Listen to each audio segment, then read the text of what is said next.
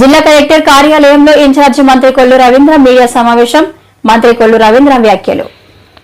జిల్లా కలెక్టర్ కార్యాలయంలో ఇన్ఛార్జ్ మంత్రి కొల్లు రవీంద్ర మీడియా సమావేశం. మంత్రి కొల్లు రవీంద్ర వ్యాఖ్యలు.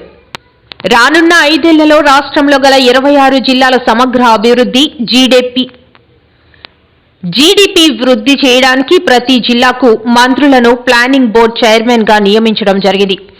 జిల్లాల తలసరి ఆదాయంలో విశాఖ నెంబర్ 1 స్థానంలో ఉంటే పక్కనే ఉన్న అనకాపల్లి జిల్లా 13వ స్థానంలో ఉంది.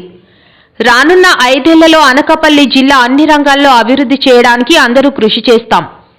అనకాపల్లి జిల్లాలో ఉండే ఇండస్ట్రీస్, సర్వీస్, అగ్రికల్చర్ అభివృద్ధికి చర్యలు చేపడతాం. 74 ఏళ్ల వయసులో -7 డిగ్రీల చలి ప్రాంతం దావోస్ కు వెళ్లి రాష్ట్రంలో పెట్టుబడులు ఆకర్షించడానికి కృషి చేస్తున్న ముఖ్యమంత్రికి అందరి తరఫున ధన్యవాదాలు తెలియజేస్తున్నాం. ఇప్పుడు ఈ 26 జిల్లాల్లో అత్యధిక తలసరి ఆదాయం వచ్చేది విశాఖపట్నం. పక్కనే ఉన్నటువంటి అనకాపల్లికి 13th ప్లేస్లో ఉంటుంది.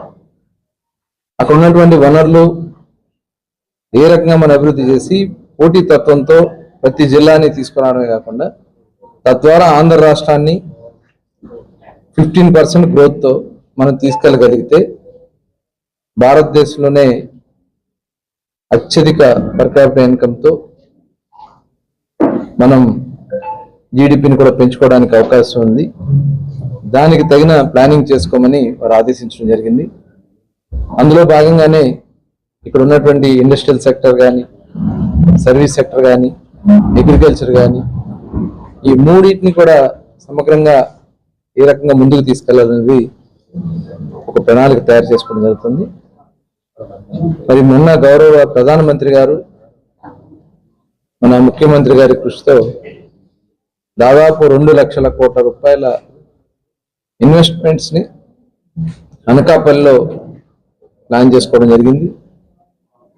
మరి అందులో భాగంగానే ఎన్టీపీసీకి సంబంధించినటువంటి గ్రీన్ హైడ్రోజన్ ప్రాజెక్ట్ దాదాపు 1,85,000 కోట్ల ఇన్వెస్ట్మెంట్తో గ్రీన్ ఎనర్జీ ప్రపంచంలోనే ఒక హబ్గా ఈ ప్రాంతాన్ని డెవలప్ చేయాలనే ఆలోచన చేస్తా ఉన్నారు. మరి అదేవిధంగా బల్క్ డ్రగ్ పార్క్ కూడా మొన్న ప్రధానమంత్రి గారు శంకుస్థాపన చేయడం కూడా జరిగింది. ఆల్రెడీ ఇక్కడ ఫార్మాలో కూడా చాలా ముందంజలో ఉంది ఈ ప్రాంతం అంతా కూడా. అలాగే ఈరోజు గౌరవ ముఖ్యమంత్రి గారు దాదాపు -7 డిగ్రీలు చలిలో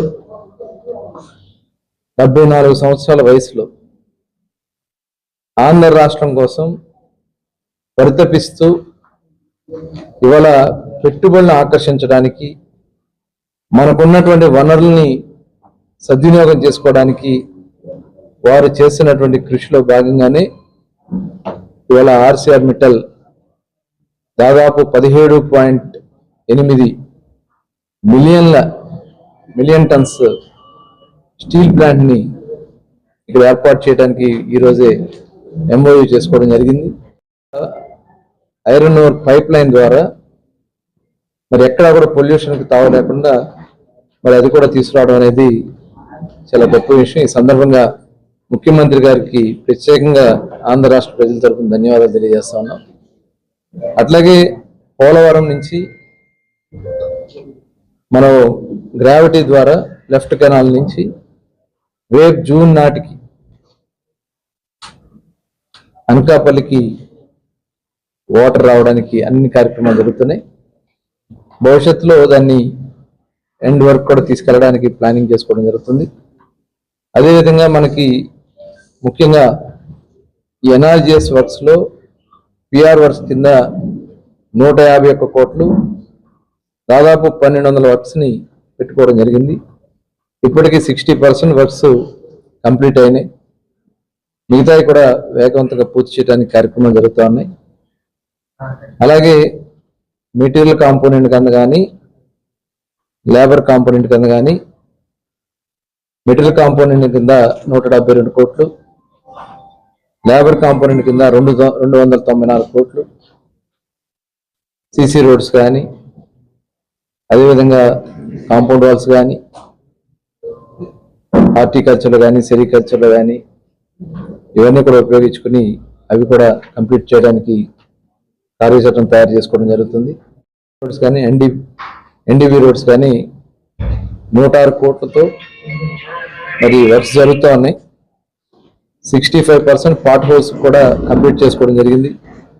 119 రోడ్స్ని ఐడెంటిఫై చేయడం జరిగింది పార్ట్ హోల్స్ కింద. ఈ 119 రోడ్స్లో